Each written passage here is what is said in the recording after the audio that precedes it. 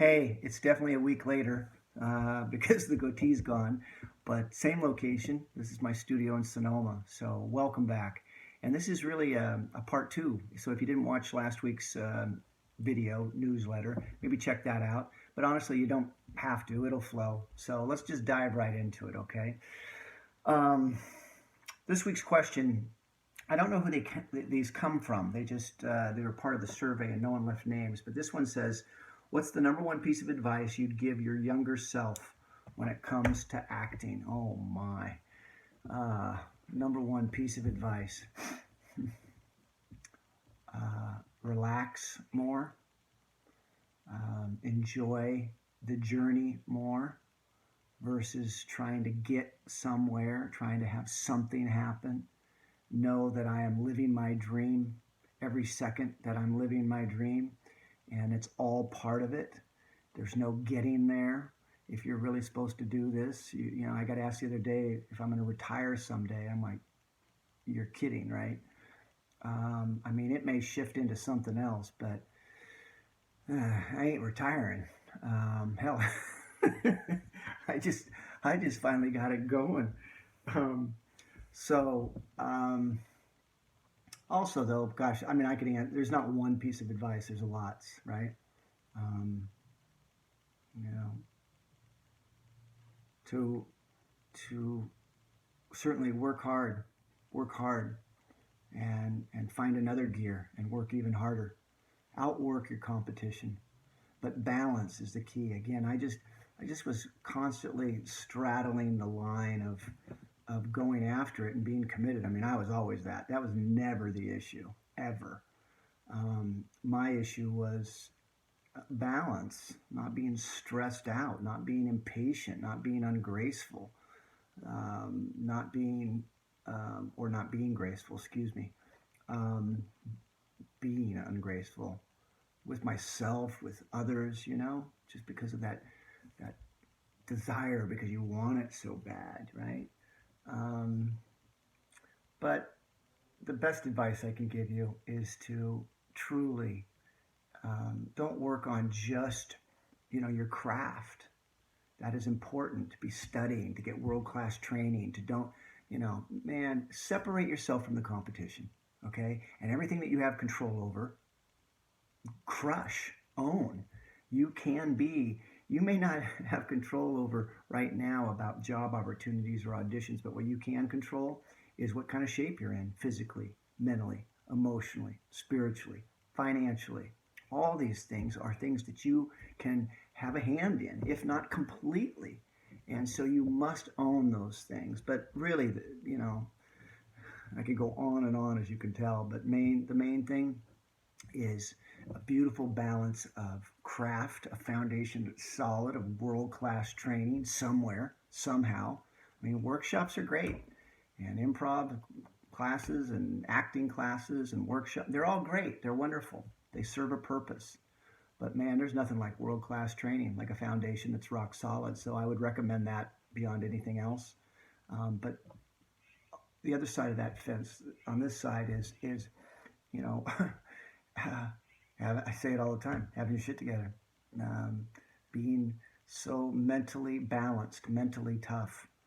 Um, because again, if you don't believe in this, if you're if the if an audition can crush you, or a comment can crush you, or a review can crush you, man, you know you're not in the boat.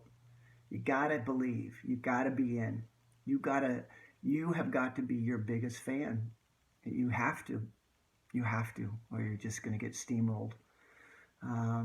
So, are you in or not? Are you going to do this or not? Are you a professional dreamer or not? And that leads to what I wanted to share this week. Okay, there's three people that caught my eye. One is a guy named Shaquem Griffin. Shaquem Griffin. He's a linebacker who just got drafted by the Seattle Seahawks. Sorry, I'm pulling something up too while I'm doing this. And there it is right there. He has only one hand. Okay, now I want you to think about that.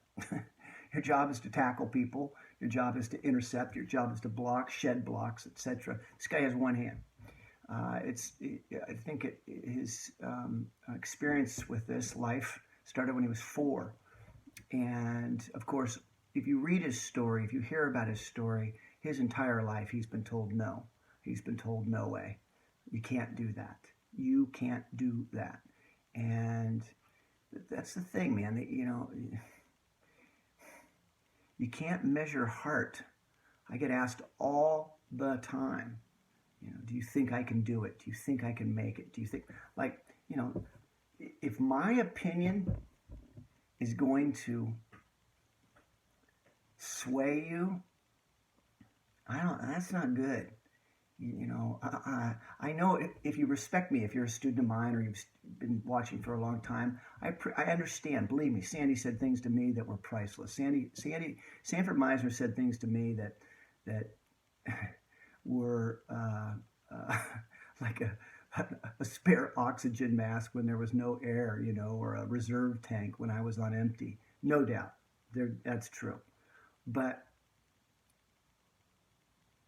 back to the point, you've got to believe in you.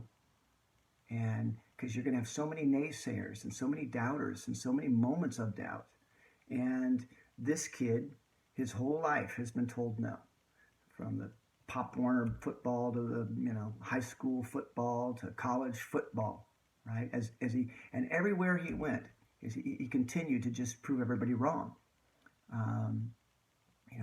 Captain of the team, all league, MVP, and then he gets to college and he's all conference. He's like the stud of the conference. But then it comes time for the NFL and people are like, nah, you see him, but he can't make it in the NFL because he still only has one hand.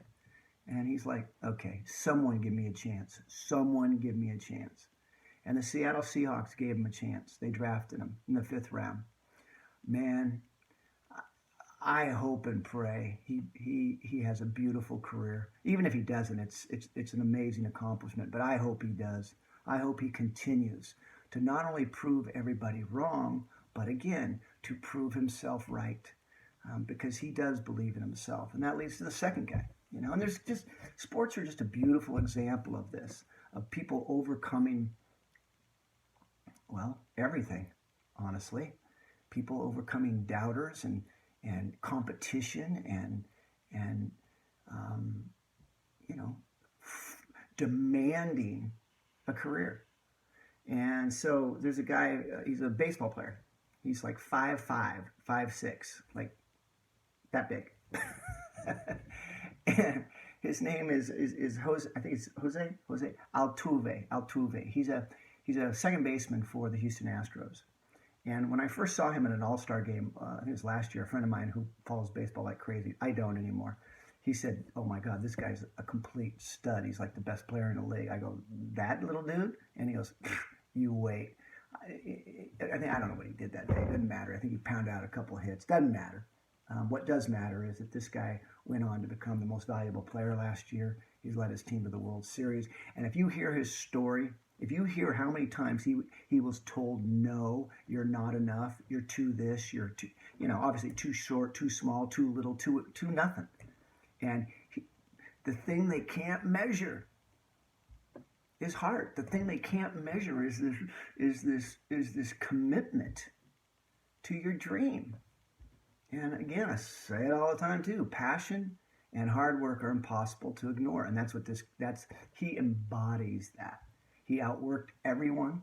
Every coach you hear about as he made his way to the major leagues, every single coach talks about, oh my God, he was not going to be denied. He was not going to be denied. And that leads to the last one I'd like to share with you today. This one I need my glasses for. I heard about this and I'm like, Jesus. This is the draft report put together for Steph Curry, the two-time MVP, two-time NBA champion. Should be 3 times if it weren't for horrible, horrible Cleveland Cavaliers. Cannot stand them. This is the scouting report on Steph Curry as he was coming out of college, as teams were getting ready to draft him, right? Here it is. His perceived weaknesses. Ready? He's not a true point guard. Out of control at times. That part's true. Shot selection. Well, he's stuck between a 1 and a 2. That's just that's a size issue. Okay. Ability to defend position at next level. Can't do it. Lateral quickness. He lacks that. Versatility to defend multiple positions. Limited upside. In other words, he doesn't have much. He's reached his peak as a player. He's just a backup fringe starter.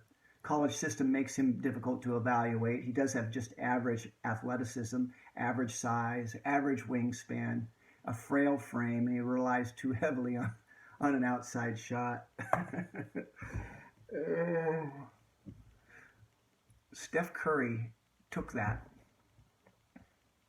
and he definitely used it for motivation. He definitely did, but I know this for a fact. He didn't need that for motivation.